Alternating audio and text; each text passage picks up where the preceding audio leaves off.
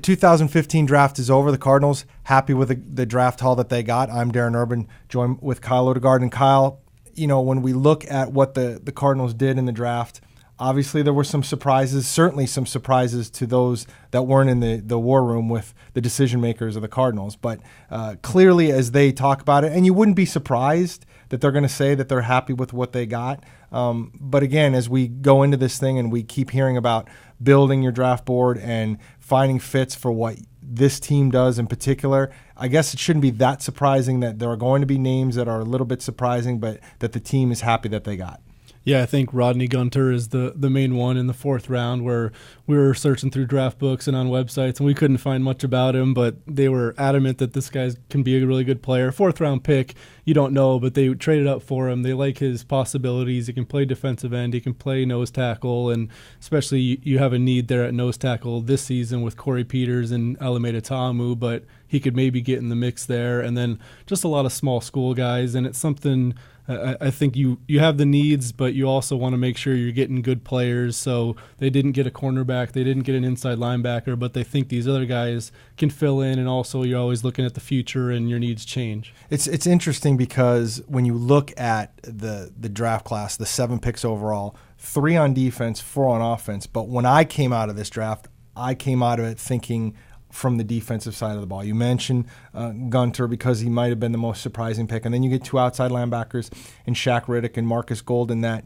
again, in a perfect world, if they completely pan out, they could be your starting outside linebackers in the 3-4 for a few years once they figure out this game. That's what I really noticed. I mean, this team has been looking for outside linebackers for a while.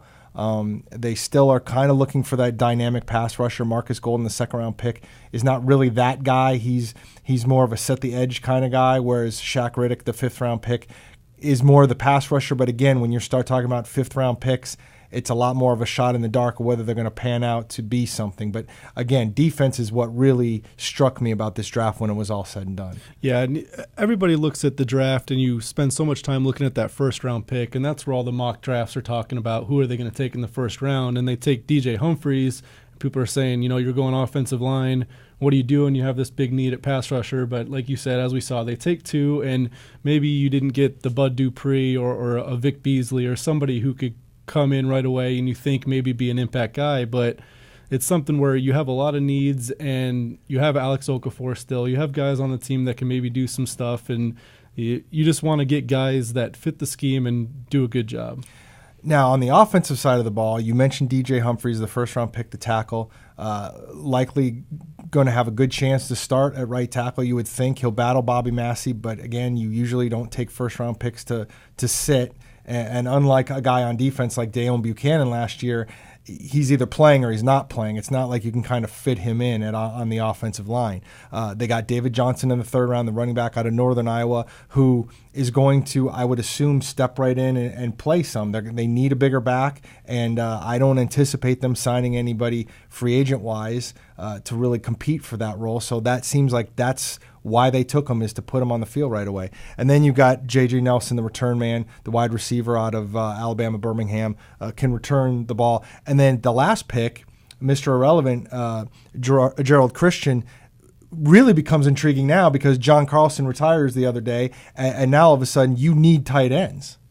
It's interesting. I think Johnson especially is an interesting pick because he's a bigger guy, but he's also a former wide receiver. He can catch the ball.